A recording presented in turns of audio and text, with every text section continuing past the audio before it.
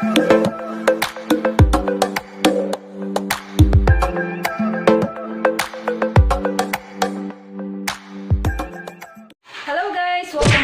channel, and for today's video magpapakulay ako ng buhok ko sa kapatid ko para mas makatipid tayo. So ang gagamitin kong pangkulay for today is itong HP Hortaleza Professional Hair Coloring Cream in the shade of Light Ash Blonde, and yung number niya is 8.1. So may kasama rin siyang oxidizing lotion, and yung oxidizing lotion na nabili ko is 9%. Pero kung meron kayong mas makikita na 12% na oxidizing lotion, mas maganda yon kasi mas mabilis yun kumulay or mas matingkad siya gamitin kapag kinumbine mo yung oxidizing lotion dito sa pangkulay. So, ang binili kong pangkulay is dalawa kasi yung hair ko ay mahaba. So, baka hindi kasya yung isa. So, itong pangkulay na to is worth 125 pesos. And yung oxidizing lotion naman is 35 pesos. So, a total of lahat ng product nito is 350 pesos. So, simulan na natin ang pagkukulay ng aking buhok. So, first, kailangan natin tong pagsama-samahin. So, haluin muna natin siya. And kung meron kayong mga lalagyan na mga hindi ginagamit, pwede yung gamitin para mas makatipid kayo kaysa bumili pa kayo ng mga mixing bowl. So, simulan natin ang pagkukulay, guys.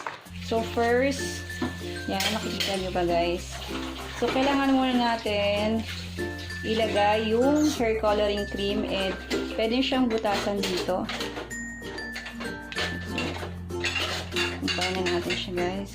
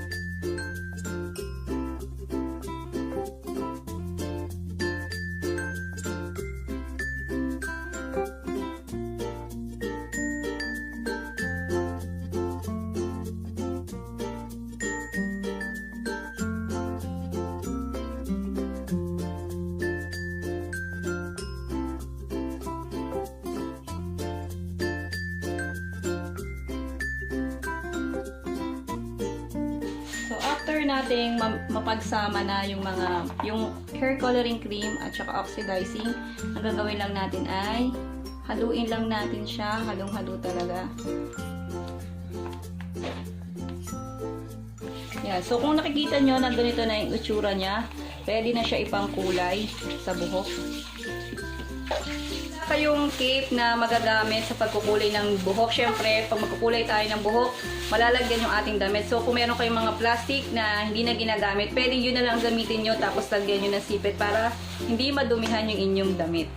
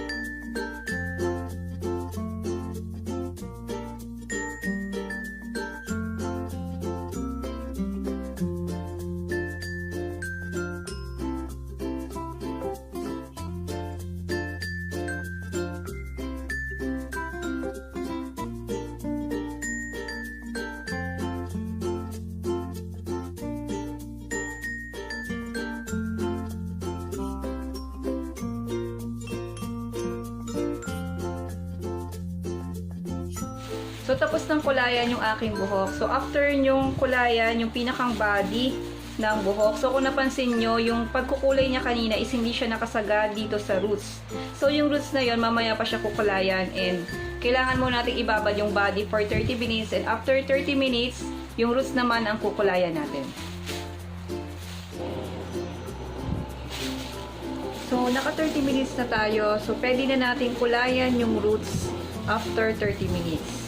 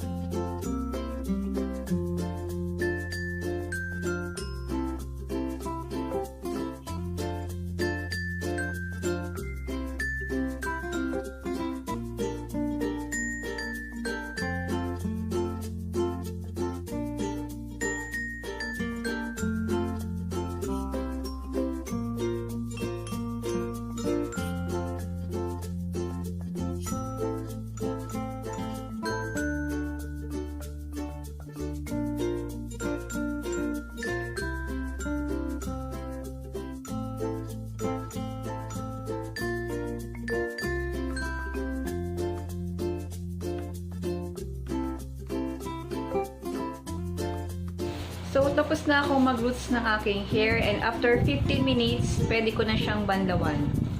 So, ito na nga guys, tapos na akong magkulay ng buhok and you can see, parang medyo black pa rin siya, yung light ash blonde kasi nung kinulayan ko siya is black na black talaga yung buhok ko and yung light ash blonde, hindi ko na-achieve yung talagang color na light ash blonde kasi nga sobrang black siya. Siguro mga ilang patong pa para ma-achieve yung color na light ash blonde. Pero for me, okay na tong color na to kasi ayoko naman masyadong blonde kasi mahirap kasi pag tumubo na uli siya yung buhok, kitang-kita talaga yung pagka-blonde niya. And ang gusto ko talaga is medyo black pa rin para hindi ako palaging magkulay ng buhok. And itong color na light ash blonde is parang makikita mo lang siya na color talaga kapag tumatapat ka sa sinag ng araw or pag tinatamaan siya sa araw. Pero pag nasa loob ka, indoor lang, kung mapapansin nyo, parang black na black pa rin siya. So by the way, hindi ko yata nabanggit na binili ko nga pala yung Hortaleza na pangkulay is sa HPC na store. So, kung gusto nyo bumili ng pangkulay na Hortaleza Professional, pwede nyo siyang mabili sa HPC.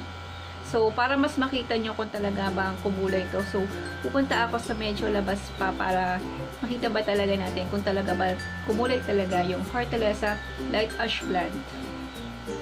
Dito na ako sa labas ng house and kung mapapansin nyo, parang medyo brown lang siya. So, hindi masyadong kumulay kasi nga black na black yung buhok ko. Pero, okay na rin to sa akin and ayoko na ng masyadong blonde na blonde yung buhok. Ito guys, medyo tumapat ako ngayon sa sinag ng araw kasi today is already 5:30 na and hindi na masyadong wala na masyado pa sinag ng araw. So, hindi nyo masyadong mapapansin. Pero ito, ayan, kapag gumanya lang ako, pag medyo nasisinagan lang siya ng araw, saka lang nakikita yung color niya. Parang may pagka-brown lang yung color niya. So, okay na rin to sa akin. Ayoko rin na masyadong blonde. And, yun lang guys, ang masasabi ko sa video na to. Hindi lang siya kitang-kita dito kasi nga maggagabi na, malapit na gumabi na. Pero, sa actual na kulay niya, kapag nasisinagan siya or natatapatan siya ng ilaw or araw, as in, meron talaga siyang kulay. And thank you for watching my video. See you on my next video. Bye!